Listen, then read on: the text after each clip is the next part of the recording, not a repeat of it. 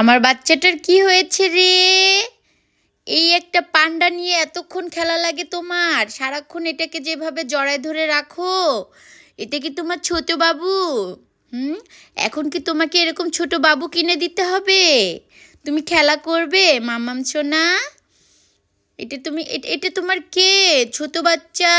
দেখেন কিভাবে খাই, একবারে 2 হাত দিয়ে ধরছে, এখন ওটারে জিব্বা দিয়ে চাটে। নাও তোমার বাবু এটা, হ্যাঁ তোমার ছোট বাবু। ইস কি খুশি রে, বুড়িটা আমার বুড়ি কই রে?